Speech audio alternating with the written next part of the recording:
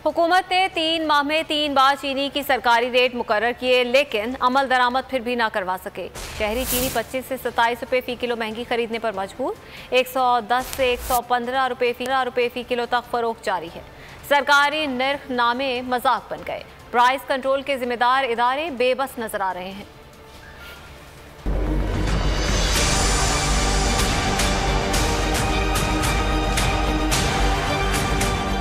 चीनी फरोशों को सरकारी कीमत से कोई सरोकार नहीं, धड़ल्ले से मनमानी जारी है।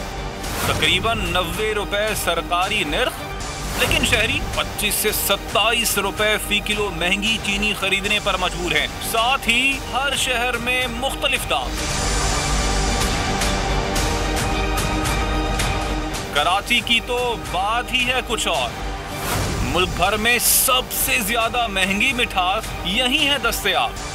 115 रुपए फी किलो में बेची जा रही है। शहर इक्तदार में भी चीनी का इक्तदार बरकरार।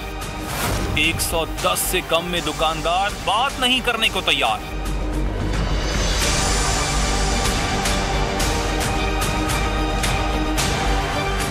मुल्तान और कोयटा के बाजारों का भी यही है हाल।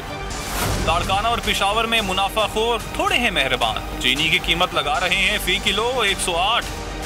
इदारे शुमारियात के मुताबिक सियालकोट 107 रुपए और फैसलाबाद के शहरी 106 रुपए में चीनी खरीदने पर मजबूर हैं। सब्सक्राइब करें और बेल दबाएं ताकि कोई खबर रह न जाए।